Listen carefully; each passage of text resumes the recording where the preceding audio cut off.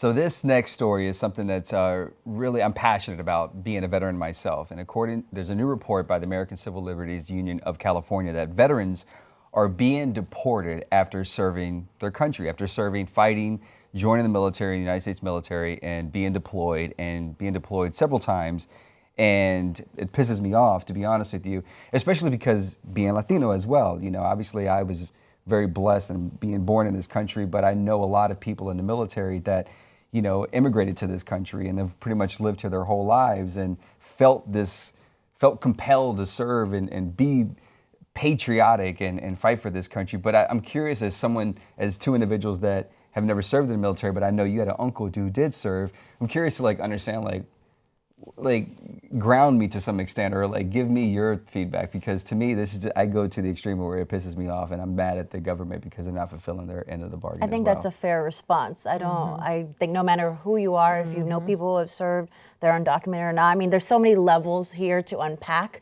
Taking care of our veterans, should be essential, period. But then you add the undocumented piece, and frankly, you know, whether it's especially with veterans, but so many different levels of work that Latinos fulfill in this country that are seen as dispensable, that is not valued. Why should there be a line between serving your country and who you are? I don't know you could tell about your personal experience in your family, but you don't have to have a personal connection, I don't, to be completely enraged at this. Right. Yeah, because we're all programmed to love our troops. We're all programmed to love our soldiers. As a comedian, we go out and entertain the troops. I go every year. And I will tell you that there's a great number of soldiers that are Latino, which a lot of people don't even think that there are many Mexicans. I was in South Korea. I went to 10 bases. The majority of the troops were Mexicano, they were Mexican, and they were Puerto Rican, and they were being deployed into active combat. So to come back, and the Puerto Ricans, of course, don't deal with this issue, but the Mexicans do that are not citizens.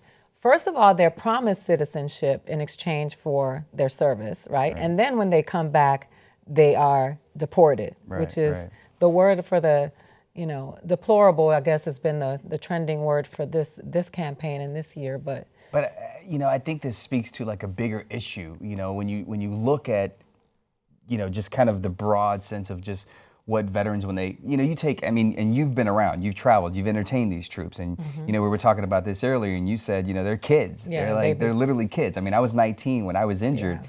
You know, and I was thrown into the world of this is my truth, this is my reality for the rest of my life, however long that I live.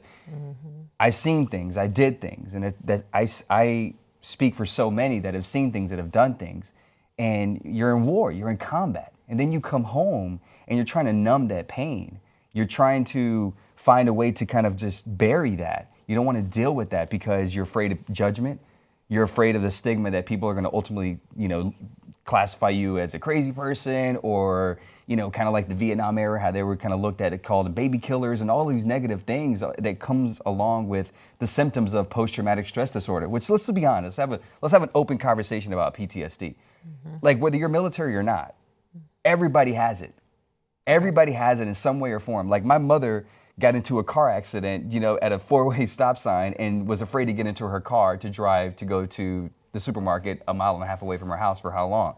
That is PTSD. Well, and I would argue a lot of these young men and women that are being recruited coming out of communities of color already have PTSD from what they had to deal with in their community. So what do we expect? Like, what do we expect when someone is coming back from combat and they're trying to deal with all of this, and there's the VA, there's horrible wait times within the VA. You know, they're trying, and they have made a lot of improvements in the last 14 years, but there's still a lot of wait times. There's extremely long.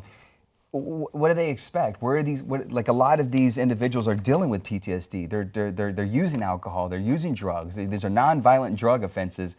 You know, they're trying to numb that. This is something that we see on the streets of almost every city in America, where you have veterans that are just ultimately resort to, you know, alcohol, resort to drugs, and they distance themselves from society. They don't want any part of society because they know society is going to judge them, is not going to understand them. And also, we need to be clear, so about what the felonies are, because A lot of people will argue that if you commit a horrific crime, you should be deported. But they're misdemeanors. But these are misdemeanors Yeah. that are now being categorized as felonies because these people are not citizens. And that leads into, I mean, a bigger conversation in regards to, I think that we've heard a lot in this political season of where, you know, people in general just to commit misdemeanors and now they're in the judicial system and it's like we're really incarcerating people for these types of crimes. Like, I mean, and you know, so we've But had this that phenomenon's conversation as skewing well. in a particular direction. You Oh, know, like let's be absolutely. real. Like I want to know, you guys have both been in front of the troops. What's the layout of the demographics of the troops that we're talking about? Because it's not a small number of people when we're saying undocumented troops or Latinos who are being affected by this. Well, and I'll tell you, when I went overseas, the majority of the troops were Latino, and then the second group was Black, and then the Caucasian group was the smallest group.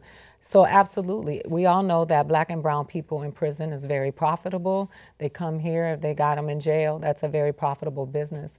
But what my question is, I want to call on all these so-called patriots that are always talking about they're condemning Colin Kaepernick for taking the knee. They are so vocal and such advocates for veterans. Where are these people now when these people need them? Where are the advocates? Where are all these so-called patriots that are so adamant about how veterans are being treated in America? Because this is not. Because I this still is feel like disgusting. veterans, when you imagine like the veteran picture, you still don't see the reality. And that's why I was asking what it actually looks like in our troops today. It's diverse. It's very diverse. Yeah. And for me, my opinion is because as someone who has served, as someone who almost made the ultimate sacrifice, thank God I'm here. My life was spared. My mother almost became a gold star mother. There's so many of them that exist, unfortunately. But you know, for me, I know what it takes. And I was just a young 19-year-old that didn't have a wife, didn't have kids. I didn't leave that. I left my mom and I left my friends and I left freedom, you know, to go serve. But like, I know what it takes to serve and I know what it takes to be patriotic and to, whether I necessarily agreed with what, you know, we were doing in Iraq, because I was too young to really understand it, to be honest with you. There was plenty of times I looked around at my superiors and I was like, what's going on again? Right. But all I knew was a year and a half before 9/11 happened. And, you know, the president, commander in chief at that particular time said, this is where we needed to be. So I felt this is where we need to be. And I'm doing my part. And so understanding what goes into serving, you know, into, you know, being proud of those colors of that flag. I come from the belief that if you're willing to put your life on the line, I don't care where the hell you come from. If you're willing to die for that flag, you are entitled more than anybody in this country to live and to be in this country and not have to hide, not have to be ashamed of that, not have to be ashamed of where you came from. Like, the hell with everybody else. Like, you above everybody else that is American, you know, you are entitled to be here.